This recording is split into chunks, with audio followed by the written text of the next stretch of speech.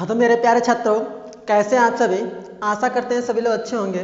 तो स्वागत है आप सभी का एक बार फिर से आपके और हमारे इस प्यारे से YouTube channel Arjun classes Gopalpur पर। तो जैसा कि हम लोग लगातार कक्षा 10 की केमिस्ट्री पढ़ते आ रहे हैं, जिसमें हम लोग अब तक कुल 3 चैप्टर केमिस्ट्री का ख़त्म कर चुके हैं। अब हम लोग चौथा चैप्टर स्टार्ट कर दिए हैं। इस चौथे चैप्टर आपका है कार्बन एवं उसके यौगिक। इसके बिहाफ पर ये लेक्चर नंबर 3 है। ठीक, तो अगर आप इससे पहले वाले चैप्टर्स को नहीं देखे हैं तो डिस्क्रिप्शन बॉक्स में प्लेलिस्ट का लिंक दिया गया है, आप वहां से सभी चैप्टर्स को 1 बाय 1 करके देख सकते हैं। उसके साथ ही हम लोग जब चैप्टर स्टार्ट किए थे उससे पहले केमिस्ट्री के बेसिक का 3 वीडियो बनाया है। अगर आप उन 3 वीडियोस को नहीं देखें तो उसको ज़रूर देख लीजिए। अगर वो नहीं देखते हैं तो आपको केमिस्ट्री समझ में नहीं आने वाली है। तो प्लीज़ मैं आपसे यही रिक्वेस्ट कर रहा हूँ कि आप ज़रूर से ज़रूर उस वीडियो को देख लीजिएगा अगर आप केमिस्ट्री सीखना चाहते हैं तो। अगर रटना चाहते हैं तो आपकी मर्जी है। तो हम तो नहीं चाहते हैं कि कोई हमारा छात्र, हमारा स्टूडेंट रटे। ठीक है, तो हम लोग लास्ट वीडियो में हम लोग क्या पढ़े थे, कार्बनिक यौगिक एवं अकार्बनिक यौगिकों में अंतर पढ़े थे और कार्बन का कुछ गुण देखे थे। और जाते जाते आपसे हेडिंग भी लगवाए थे, कार्बनिक यौगिकों का नामकरण। ठीक है, कार्बनिक यौगिकों का नामकरण पद्धति। ठीक, तो अब जो लोग हेडिंग नहीं लगाए हैं वो हेडिंग जल्दी से लगा लें, कार्बनिक यौगिकों के नामकरण की पद्धति। ठीक, हेडिंग लगा लीजिए, कार्बनिक यौगिकों के नामकरण। ठीक है, कार्बनिक यौगिकों का नामकरण। ठीक, कार्बनिक यौगिकों के नामकरण।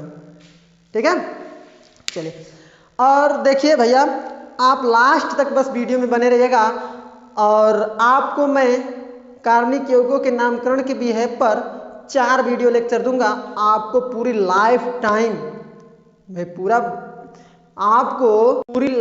टाइम कभी भी कार्बनिक यौगिकों के नामकरण में कोई दिक्कत नहीं होने वाला है। बस केवल और केवल 4 वीडियो आप देख लीजिएगा कार्बनिक यौगिकों के नामकरण की।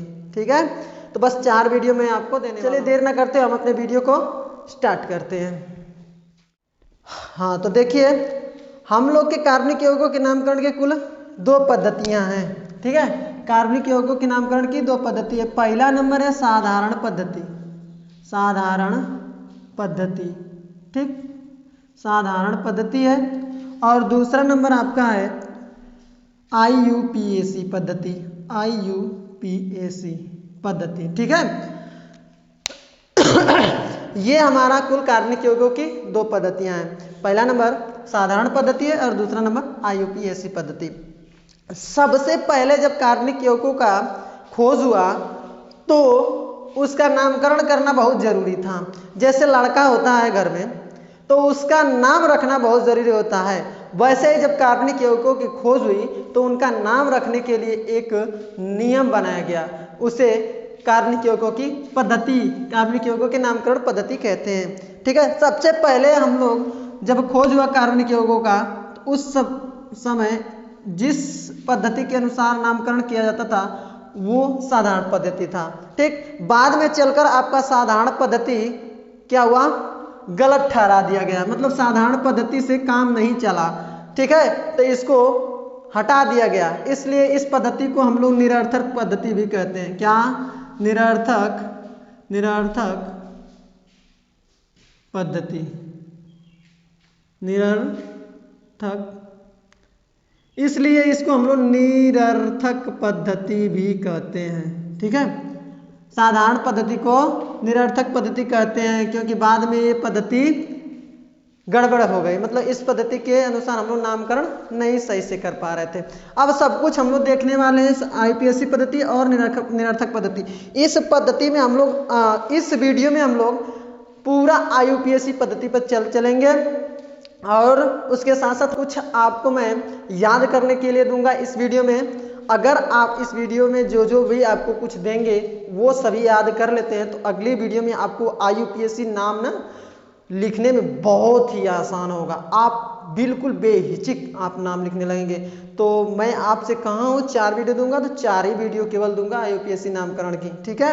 आपको पूरा सिखा कर जाऊंगा, पूरे आप बीएससी तक आपको कोई दिक्कत नहीं होगा, इतना सिखा दूंगा, ठीक है।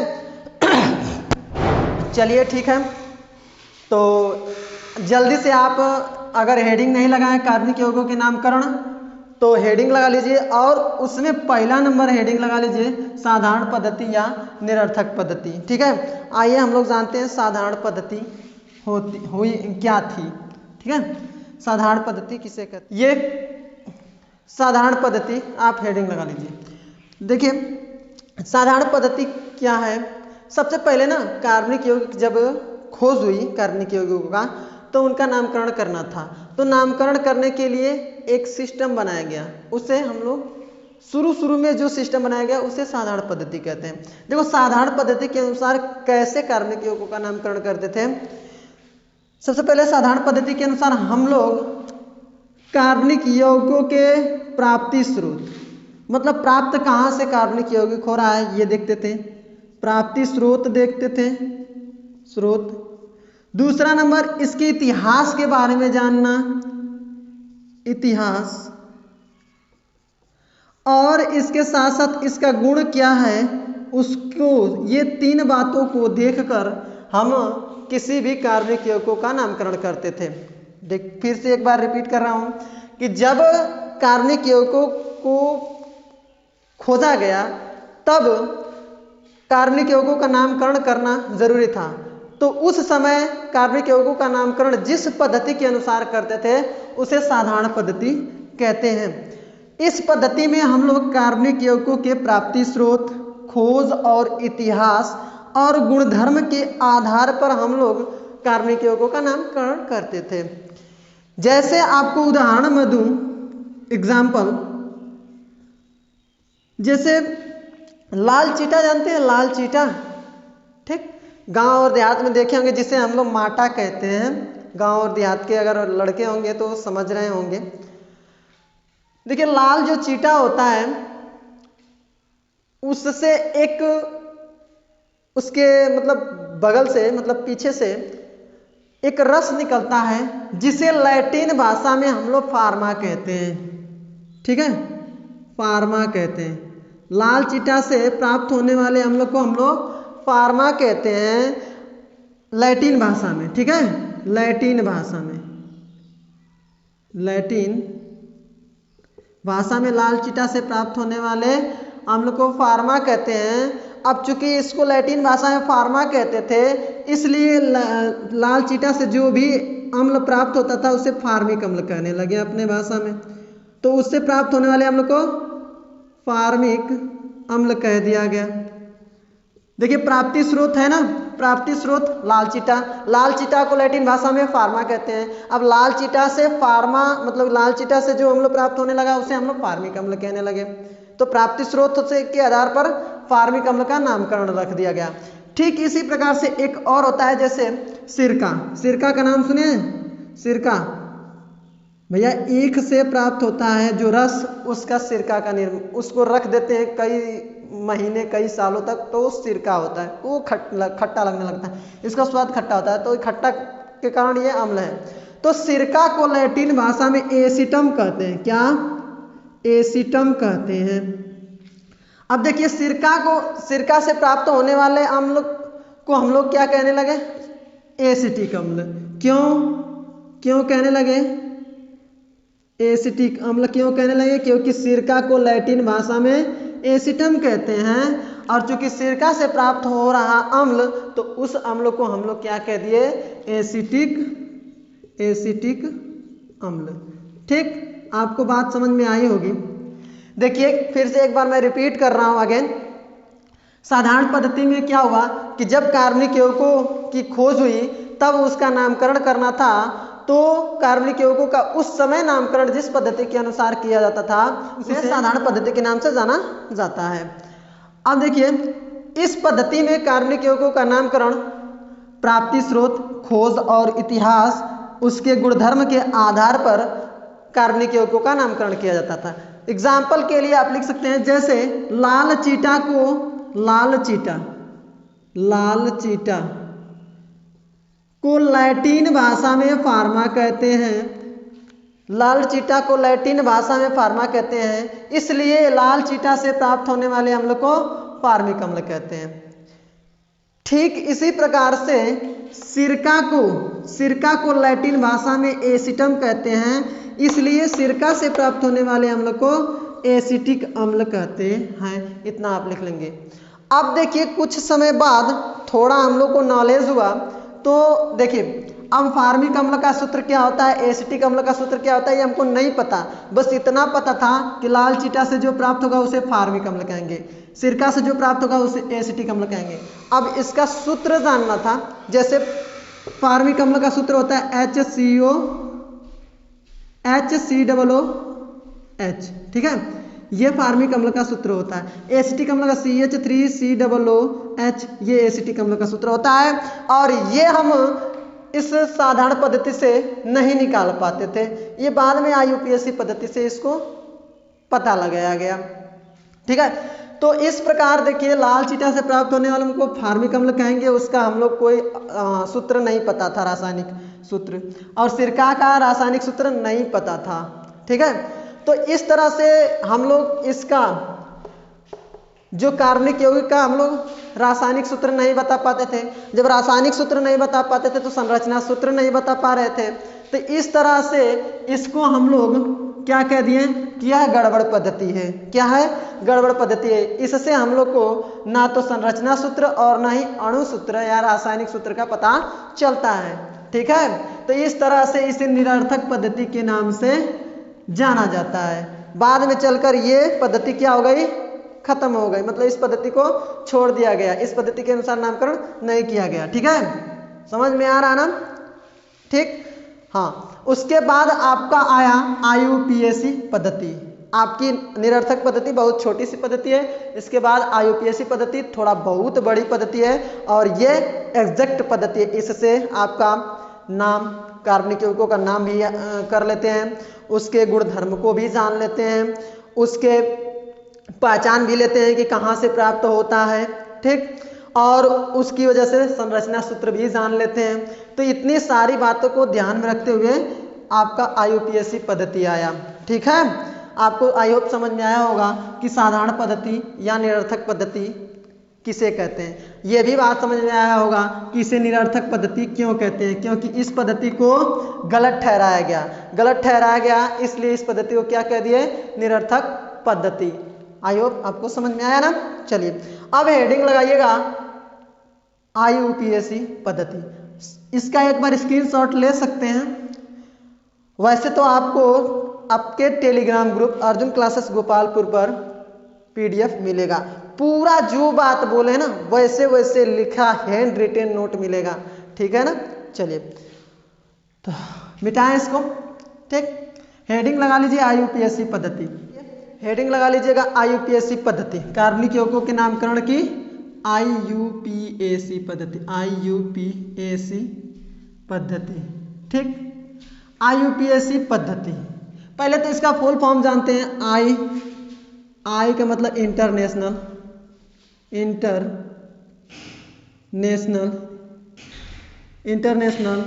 U का मतलब यूनियन, P का मतलब प्योर, इंटरनेशनल यूनियन, यहाँ ऑफ लगा लेते हैं, प्योर। ये A का मतलब एंड, और C का मतलब केमिस्ट्री, ठीक है। International union of pure and applied chemistry, इसको हिंदी में हम लोग कहते हैं अंतरराष्ट्रीय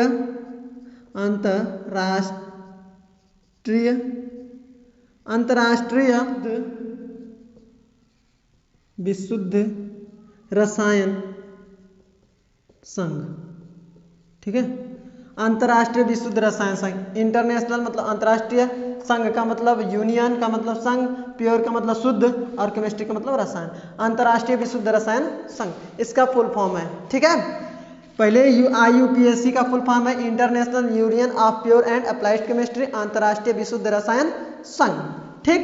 ये देखिए, जब निरर्थक पद्धति यानी कि साधारण पद्धति को गलत मान दिया गया, उससे संरचना सूत्र, अणु सूत्र का पता नहीं चल रहा था, तब वैज्ञानिक मिलकर इंटरनेशनल लेवल के, मतलब कि पूरे देश विदेश के वैज्ञानिक मिलकर एक पद्धति का निर्माण किया जिसे IUPAC पद्धति के नाम से जाना जाता है। अब कैसे इसके बारे में सोचा गया, सब कुछ हम लोग देखने वाले हैं। आपको मैं फिर से कह रहा हूँ, हर वीडियो में आपको मिलेगा एक ही बात कि आपको YouTube पर कहीं नहीं मिलने वाला। ये बात सच है कि आपको YouTube पर कहीं नहीं मिलने वाला। आपके वीडियो के थंबनेल पर लिखा होगा बिल्कुल ऑफलाइन कोचिंग की तरह, तो सच में बिल्कुल ऑफलाइन कोचिंग की तरह ही आपको यहाँ पर सारा का सारा कंटेंट मिलने वाला है, वह भी फ्री में।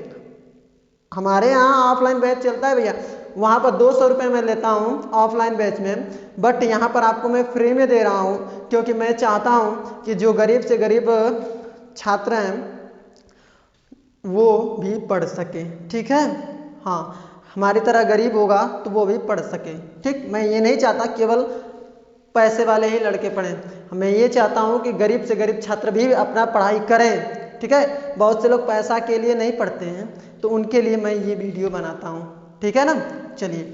और जो लोग पैसा देकर भी पढ़ते हैं ना, वो अभी यहाँ पर इस वीडियो को देखकर जरूर पढ़ लीजिएगा, आपको फर्क मिल जाएगा वहाँ से यहाँ में। ठीक है, वो उसकी तुलना में ज़्यादा यहाँ पर आपको कंटेंट मिलेगा और उससे बेहतरीन मिलेगा। ठीक है, चलिए अब हम लोग देखते हैं कि कैसे IUPAC पद्धति को सोचा गया। ठीक है, कैसे इसके नामकरण को रखा गया कार्बनिक यौगिकों में। अब हम लोग देखते हैं कि IUPAC पद्धति में कार्बनिक यौगिकों का नामकरण कैसे कैसे किया गया। ठीक, तो देखिए क्या हुआ, सन 1892 ईस्वी में अंतर्राष्ट्रीय वैज्ञानिक, मतलब देश विदेश के सारे वैज्ञानिक मिलकर एक पद्धति का निर्माण किए, उसे IUPAC पद्धति के नाम से जानते हैं। ठीक है, सभी देश विदेश के वैज्ञानिक कार्बनिक यौगिकों के नामकरण के संबंध में एक पद्धति का निर्माण किए जिसे IUPAC पद्धति के नाम से जानते हैं।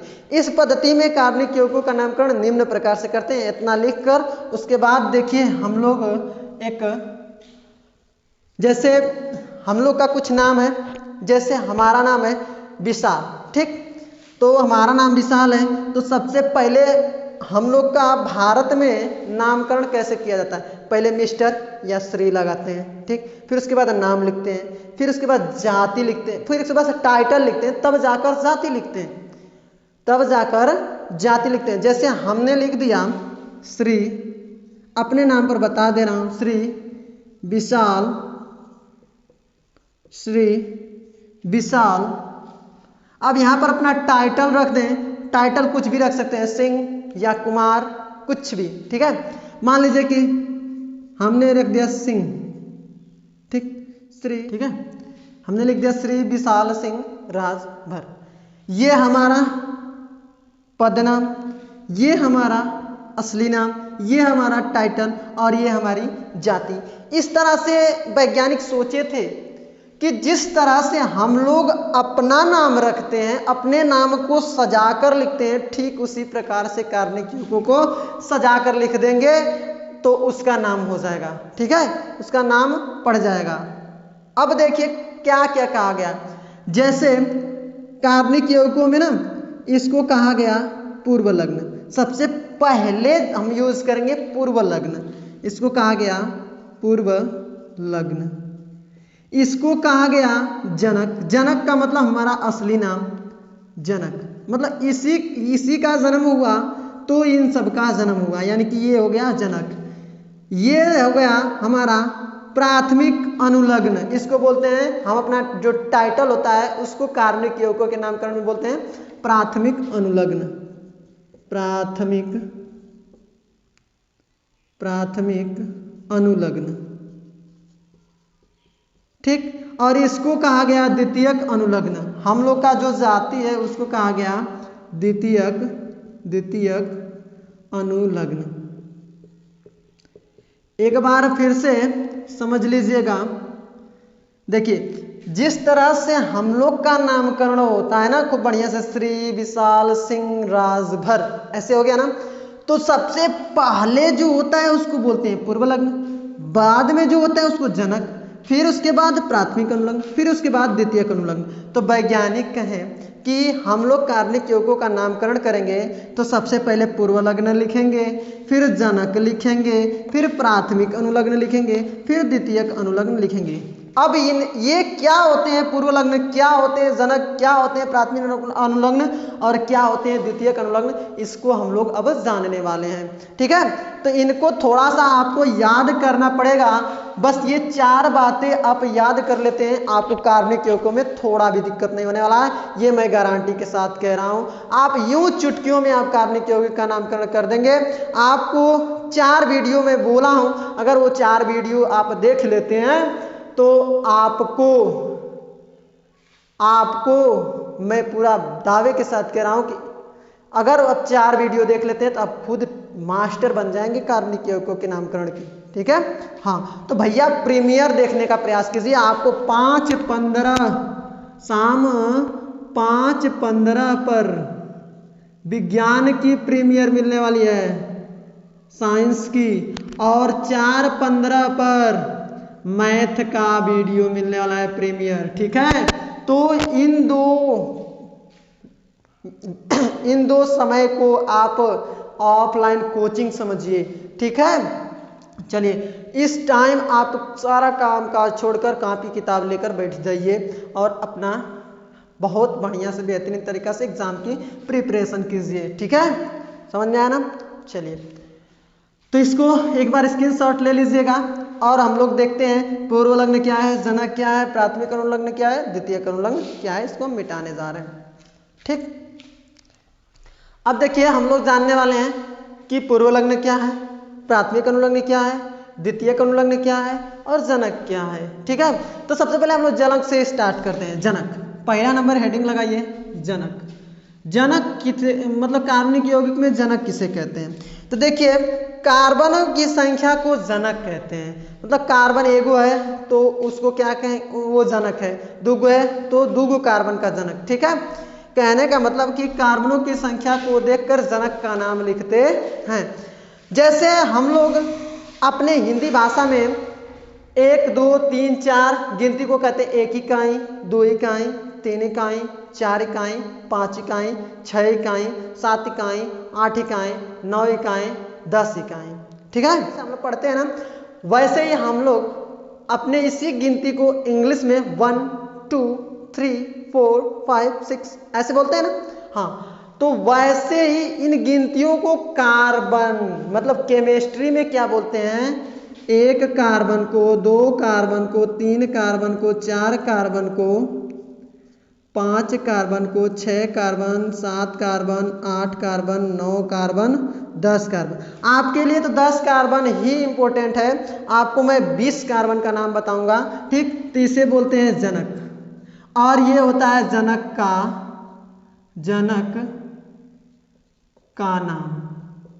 ठीक, देखो 1 कार्बन को हम लोग बोलते हैं मेथ, आपको यही याद करना है। 1 कार्बन को मेथ बोलते हैं, 2 कार्बन को एथ बोलते हैं, 3 कार्बन को हम लोग प्रोप बोलते हैं, 4 कार्बन को हम लोग ब्यूट बोलते हैं, 5 कार्बन को हम लोग पेंट बोलते हैं, 6 कार्बन को हम लोग हेक्स बोलते हैं, 7 कार्बन को हम लोग हेप्ट बोलते हैं, 8 कार्बन को हम लोग ऑक्ट बोलते हैं, 9 कार्बन को हम लोग नॉन बोलते हैं, 10 कार्बन को हम लोग डेक बोलते हैं। इसको नॉन बोलते हैं, इसको डेक बोलते हैं। ठीक है, अब उसके बाद हम लोग 11वें कार्बन को अनडेक बोलते हैं, अनडेक। 12वें कार्बन को हम लोग टू डेक बोलते हैं, टू डेक। 13वें कार्बन को हम लोग ट्राईडेक बोलते हैं, क्या, ट्राईडेक। 14वें कार्बन को टेट्राडेक, टेट्राडेक। 15वें कार्बन को हम लोग बोलते हैं पेंटाडेक, पेंटाडेक। 16वें कार्बन को हम लोग बोलते हैं हेक्साडेक, हेक्साडेक। 17 कार्बन को हम लोग बोलते हैं हेप्टाडेक। 18 कार्बन को हम लोग बोलते हैं ऑक्टाडेक, ऑक्टाडेक।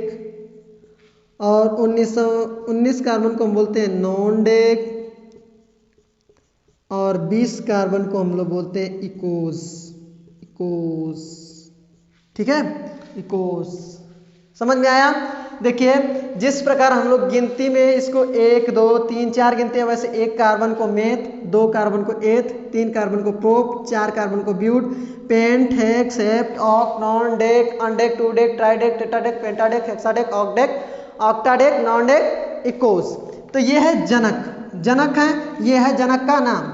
1 कार्बन होगा तो हम लोग मेथ लिखेंगे, 2 कार्बन होगा तो एथ लिखेंगे, 3 कार्बन होगा तो प्रोप लिखेंगे, 4 कार्बन होगा तो ब्यूट लिखेंगे, 5 कार्बन होगा तो पेंट लिखेंगे, 6 कार्बन होगा तो एक्स लिखेंगे, 7 कार्बन होगा तो हेप्ट लिखेंगे, 8 कार्बन होगा तो ऑक्ट लिखेंगे, 9 कार्बन होगा तो नॉन लिखेंगे, 10 कार्बन होगा तो डेक लिखेंगे। इसका फटाक से स्क्रीनशॉट लीजिए और अगले दिन इसको आप एक बार याद करके आइएगा, ठीक है। आपको जनक, प्राथमिक अनुलग्न, द्वितीयक अनुलग्न और पूर्व लग्न इतना आप केवल याद कर लीजिएगा। आपको देखिएगा मैं पूरा इतना अच्छा से आपको समझा दूंगा, इतना बढ़िया से हम लोग कार्बनिक यौगिकों का नामकरण सीख लेंगे कि आपको लाइफ में कभी भूलने वाला नहीं है। और आप क्या करेंगे, अन्य लोगों को समझाएंगे, ठीक है। अपने स्कूल कॉलेजेस में अगर पढ़ेंगे तो वहाँ पर आपके टीचर को थोड़ा मतलब कि दिक्कत होगा तो आप उनको भी बताएंगे। ये मैं पूरा दावे के साथ कह रहा हूँ, क्योंकि मैं कॉलेजेस में देखा हूँ वहाँ पर टीचर्स नहीं पढ़ाते हैं, ठीक है। तो आई होप आपको समझ में आया होगा। तो आप खुद इस पर डिपेंड हो जाइए और पढ़ना स्टार्ट कर दीजिए, क्योंकि आप कॉलेज के भरोसा रहेंगे तो कॉलेज में नहीं पढ़ाते हैं। अगर कॉलेज में पढ़ाते तो हम लोग नहीं पढ़ाते हैं, ठीक है। अगर कॉलेज में वाकई में पढ़ाई होती तो हम लोग नहीं पढ़ाते हैं, ठीक है। तो कॉलेज में नहीं पढ़ाई होती इसलिए हम लोग पढ़ाते हैं कि बच्चों को, हमारे भाइयों को, बहनों को कोई दिक्कत ना हो। समझ में आ रहा ना? चलिए तो इसको एक बार स्क्रीनशॉट ले लीजिएगा और डेली बाय डेली 5-15 पर प्रीमियर ही जुड़िएगा। वीडियो कम से कम देखने का प्रयास कीजिए, प्रीमियर जुड़ने का प्रयास कीजिए। उससे क्या होगा कि एक टाइम बनेगा और डेली बाय डेली जुड़ेंगे, ठीक है। चलिए तो इसका एक बार स्क्रीनशॉट ले लीजिए। जनक में हम लोग क्या लिखने वाले हैं, कार्बनिक यौगिकों की संख्या को जनक कहते हैं। कार्बनिक यौगिकों की संख्या को जनक कहते हैं, ठीक है। हाँ तो उसके बाद ये लिख लीजिए, ये जनक, ये जनक का नाम, ठीक। अब उसके बाद मिटाते हैं। अब तो हम लोग जनक जान गए ना, जनक किसे कहते हैं। जैसे हमने एक कार्बनिक यौगिक लिख दिया CH3 CH2 CH2 CH3, इसमें जनक कितने हैं, तुरंत फटाक से आप गिन देंगे 1 2 3 4, 4 जनक हैं इसमें। 4 जनक को क्या बोलते हैं, देखिए 4 कार्बन को क्या बोलते हैं, ब्यूट, ठीक।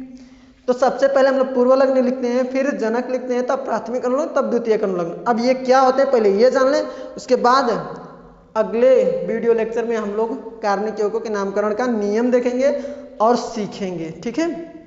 चलिए इसको मिटाते हैं। अब दूसरा नंबर हेडिंग लगा लीजिए, प्राथमिक अनुलग्न। प्राथमिक अनुलग्न हेडिंग लगा लीजिए। दूसरा नंबर प्राथमिक अनुलग्न, अनुलग्न, ठीक। प्राथमिक अनुलग्न क्या होते हैं, आइए हम लोग देखते हैं। देखिए कार्बन कार्बन के मध्य देखिए हम ऐसे लिखे CH3 CH2 CH2 CH3, अभी लिखे ना कार्बनिक यौगिक। कार्बनिक यौगिक किसे कहते हैं, जिसमें कार्बन उपस्थित होता है। इसमें कार्बन उपस्थित है तो श्योर ये कार्बनिक यौगिक है। अच्छा, इस कार्बन कार्बन के मध्य ये बंध बना है, ये बंध बना है, ये बंध बना है, तो इन्हीं बंधों को देखकर हम लोग प्राथमिक अनुलग्न कहते हैं, प्राथमिक अनुलग्न का नाम लिखते हैं, ठीक है। तो प्राथमिक अनुलग्न किसे कहेंगे, बंधों को प्राथमिक, कार्बन कार्बन के बीच बने बंधों को प्राथमिक अनुलग्न कहते हैं। कार्बन कार्बन के बीच उपस्थित बंधों को प्राथमिक अनुलग्न कहते हैं। अब बंधों की संख्या या तो 1 हो सकती है, या 2 हो सकती है, या 3 हो सकती है।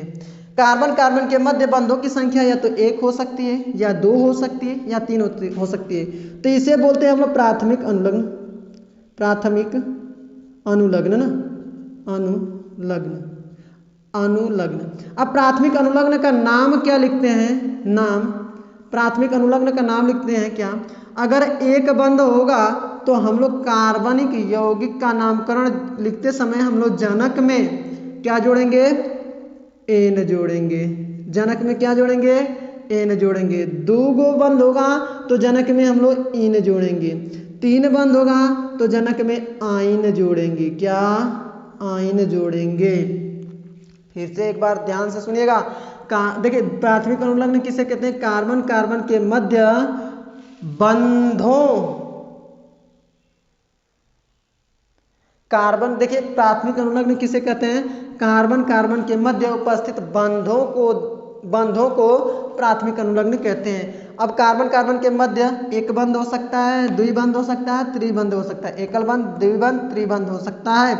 अगर एकल बंध होगा तो एन जोड़ेंगे, द्विबंध होगा तो इन जोड़ेंगे, त्रिबंध होगा तो आइन जोड़ेंगे। इतना बात याद रहेगा। अगर एकल बंध तो कई बार आएगा तो कोई दिक्कत नहीं। अगर द्विबंध मान लीजिए 2 बार आ गया, इस श्रृंखला में कहीं लिख दिया हमने, मान लीजिए कि यहाँ पर हमने द्विबंध लिख दिया, इसको यहाँ से एक हाइड्रोजन हटाया यहाँ, तो हम लोग इसमें जनक श्रृंखला में क्या जोड़ेंगे? जब द्विबंध है कहीं भी तो इन जोड़ेंगे।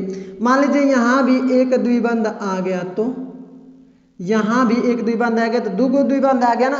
तो जब 2 द्विबंध आ जाता है तो इसके लिए डाई के साथ इन जोड़ते हैं। क्या?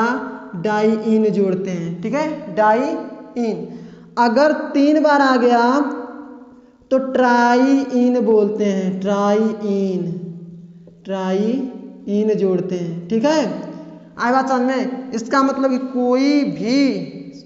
कोई भी बंध अगर एक बार से अधिक बार रिपीट हो, जैसे 2 बार हो तो डाई, 1 बार होता है तो उसको मोनो बोलते हैं, लिखना कोई जरूरी नहीं होता है।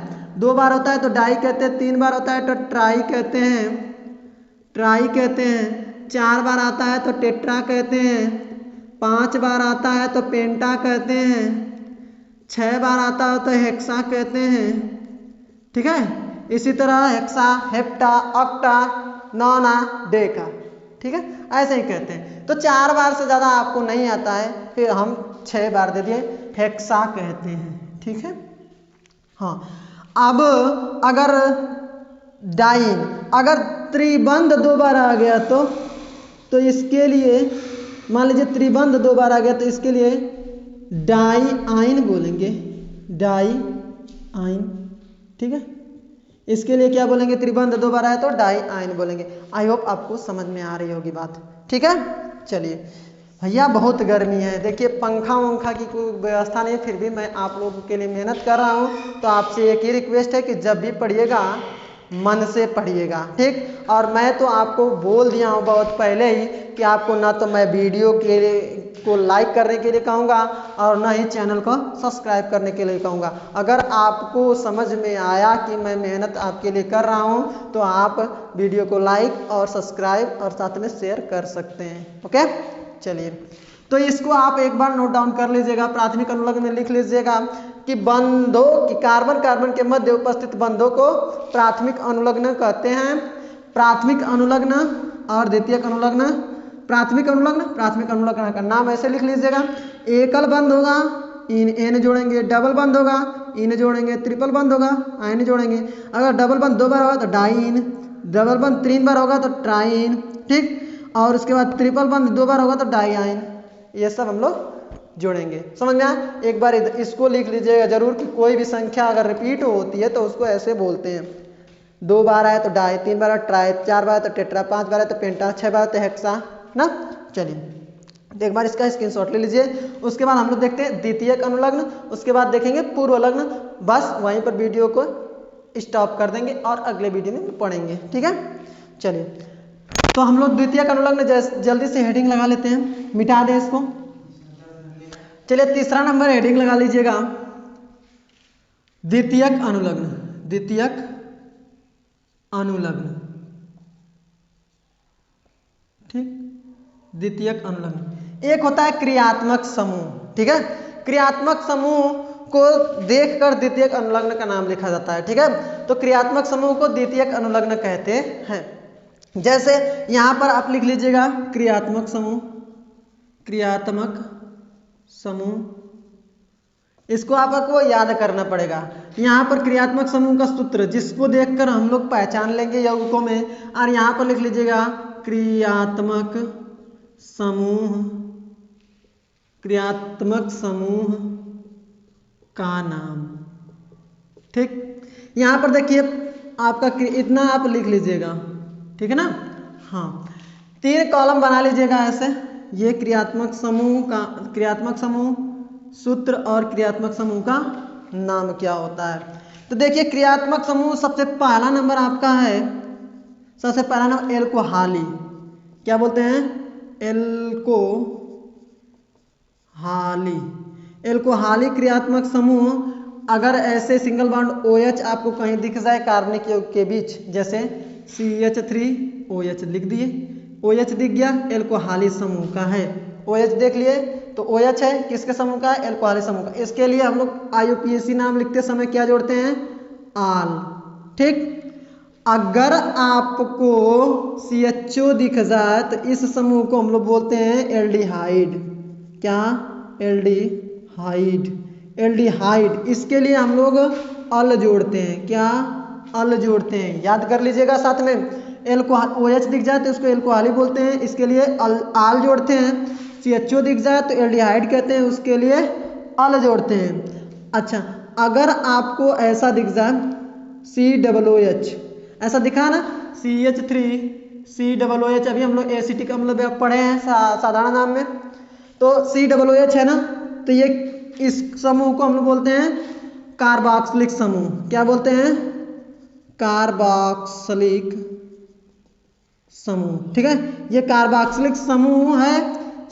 ये जब भी कहीं यौगिक में जुड़ा हुआ कार्बनिक यौगिक में दिख जाए तो हम लोग कहेंगे क्या है? कार्बोक्सिलिक समूह का यौगिक है। तो किसका है? कार्बोक्सिलिक समूह का। इसके लिए हम लोग IUPAC नाम में ओइक अम्ल जोड़ते हैं। क्या? ओइक अम्ल। ठीक है, आपके NCERT किताब में बस यही 3 दिया है, बट मैं आपको 5 से 6 इतना करवाऊंगा। ठीक है, चौथा नंबर आपको एक आता है ऐसे O और दोनों तरफ बांड, इसको बोलते हैं single bond O, single bond. इसको हम लोग बोलते हैं ईथर समूह। ठीक है, ईथर समूह का ये होता है, इसको बोलते हैं ईथर समूह। इसके इधर भी और इधर भी श्रृंखला बनी होती है। इसके लिए हम लोग इसके लिए ऑक्सी जोड़ते हैं। ठीक है, क्या जोड़ते हैं? ऑक्सी। अगर आपको ऐसा दिख जाए, थोड़ा इसके सीधे में लिख दें, अगर आपको ऐसा दिख जाए CO और दोनों तरफ, ठीक, ऐसे दोनों तरफ जुड़ जाते, इसको बोलते हैं कीटोन समूह। 5 नंबर कीटोन समूह। कीटोन समूह का होता है, इसके लिए हम लोग जोड़ते हैं ओन। क्या जोड़ते हैं? ओन। ठीक है, समझ में आ रहा ना। और आपको देखिए और होता है, बट आप इतना पढ़ें, ठीक ना, आप इतना पढ़ लें कि और बता दिया जाए, चलिए ठीक है, आप सबका इच्छा है तो आप लिख सकते हैं। और भी होता है 6ठा नंबर, देखिए आपको ऐसे COO और ऐसे दिख जाते, इसको बोलते हैं एस्टर। क्या बोलते हैं? एस्टर समूह। एस्टर समूह, इसके लिए हम लोग जोड़ते हैं O8। क्या जोड़ते हैं? O8। ठीक, एक होता है 7वां नंबर अम्ल हाइलाइड या एसिड हाइलाइड, तो ये होता है COX। एक्स का मतलब होता है हाइलोजन समूह का तत्व। हाइलोजन समूह के तत्व अगर आवर्त सारणी पढ़े होंगे तो आपको पता होगा, क्लोरीन होता है, फ्लोरीन होता है, ब्रोमीन होता है, आयोडीन होता है। ये 4 लेते हैं। ठीक है, क्लोरीन, फ्लोरीन, ब्रोमीन, आयोडीन। ये इसको बोलते हैं ओइक अम्ल हाइलाइड।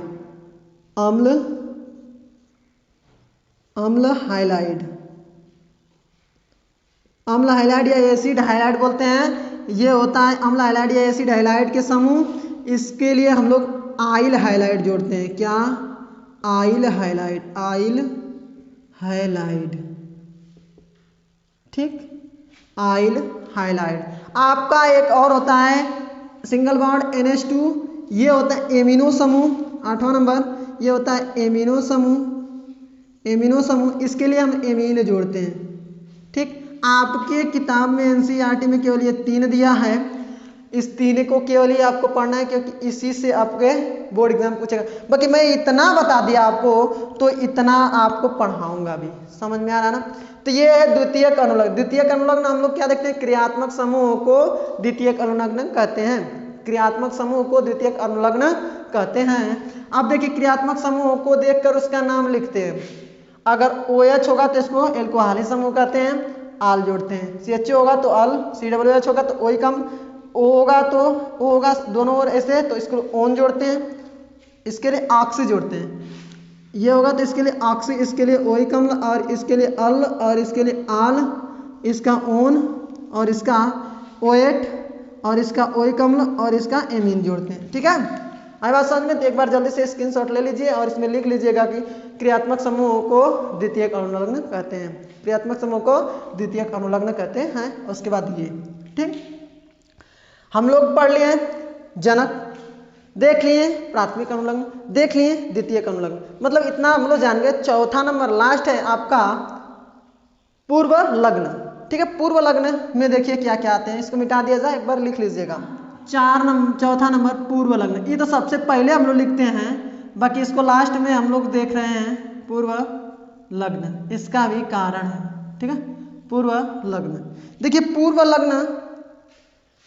पूर्व लग्न में सबसे पहले तो हाइड्रोजन समूह आता है, X हाइड्रोजन समूह बोलते हैं। इसमें आता है chlorine, fluorine, bromine, Br, iodine.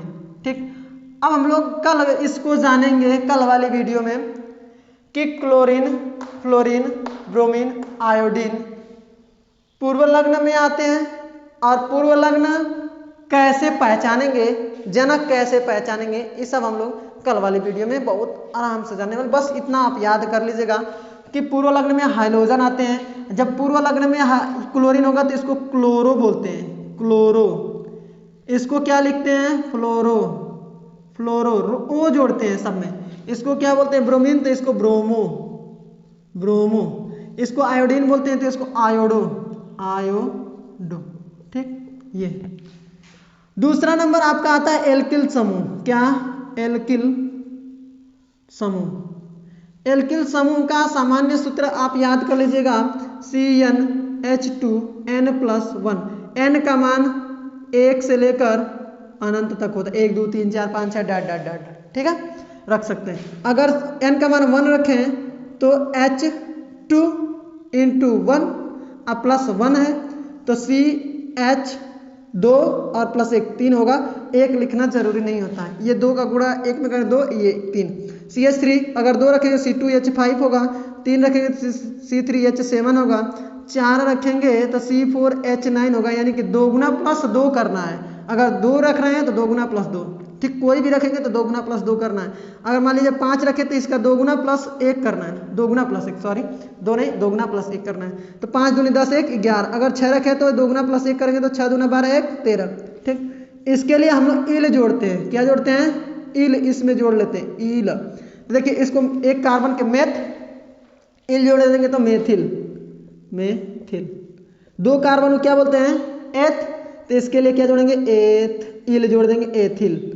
3 carbon को प्रोप, तो क्या हो जाएगा, प्रोपिल। समझ में आ रहा है ना। 4 कार्बन है तो ब्यूट, अब ब्यूट में इल जोड़ देंगे तो ब्यूटिल। ये क्या हो जाएगा, आप बता दें, पेंटिल। आपको तो समझ में अब आ गया होगा। ये क्या, हेक्सिल। ठीक है, हेक्सिल, हेप्टिल, ऑक्टिल, नॉनिल, डेकिल। ठीक है, आई होप आपको समझ में आ गया होगा। तो पूर्व लग्न में हाइड्रोजन समूह आते हैं, एल्किल समूह आते हैं। ठीक, एक लास्ट है आपका नाइट्रो समूह आता है, NO2। इसको डायरेक्ट हम लोग नाइट्रो बोल देते हैं, नाइट्रो। इतना आपका पूर्व लग्न में आता है। आई होप आप समझ गए होंगे। तो पूर्व लग्न किसे कहेंगे, पूर्व लग्न किसे कहेंगे कि श्रृंखलाओं, कार्बनिक यौगिकों में जो श्रृंखला होती है ना, उसे पूर्व लग्न कहते हैं। ठीक है, श्रृंखला, कार्बनिक यौगिकों में उपस्थित श्रृंखला को पूर्व लग्न कहते हैं। पूर्व लग्न में ये निम्न आते हैं, ये हाइड्रोजन समूह, क्लोरीन आया तो क्लोरो, फ्लोरीन आया तो फ्लोरो, ब्रोमीन आया तो ब्रोमो, आयोडीन आया तो आयोडो। एल्किल समूह आता है और नाइट्रो समूह। एल्किल समूह क्या सामान्य सूत्र CnH2n+1 होता है। इसके लिए हम लोग इल जोड़ते हैं कार्बन में। 1 कार्बन को मेथ बोलते हैं, इल जोड़ दे मेथिल। 2 कार्बन को एथ बोलते हैं तो इल जोड़ दे तो एथिल। 3 कार्बन को प्रोप बोलते हैं तो इल जोड़ दे तो प्रोपिल। 4 कार्बन को ब्यूट बोलते हैं तो इल जोड़ दे तो ब्यूटिल, पेंटिल, हेक्सिल। ये सब आई होप तो समझ में आया होगा। तो एक बार जल्दी से स्क्रीनशॉट ले लीजिएगा। ठीक, और जैसे ही अगले वीडियो में आइएगा आप इन सबको याद करके आइएगा। ठीक है, और आपसे मैं फिर से बता दे रहा हूँ 4:15 शाम 4:15 को आपको मैथ का प्रीमियर वीडियो मिलेगा और 5:15 पर इसी चैनल पर आपको साइंस का प्रीमियर वीडियो मिलेगा कक्षा 10 के। ठीक है, अन्य सब्जेक्ट अगर आपको तैयारी करना है बोर्ड एग्जाम का तो आप कमेंट जरूर कीजिएगा। ठीक है, और दूसरी बात कि आप हमेशा प्रीमियर वीडियो देखिएगा। ओके, चलिए ठीक है, तो हम लोग अगले वीडियो में कार्बनिक यौगिकों के नामकरण का नियम देखेंगे और नामकरण खुद करेंगे। देखिए कितना मजा आने वाला है। और ये कार्बनिक यौगिकों के नामकरण की पहली वीडियो और 3 वीडियो और बाकी है। उन 3 वीडियो में आपको मास्टर में बना दूंगा, ये आप मेरे ऊपर विश्वास कीजिएगा। ओके, चलिए ठीक है, हम मिलते हैं अगले वीडियो में। तब तक के लिए tata bye bye, love you all, जय हिंद।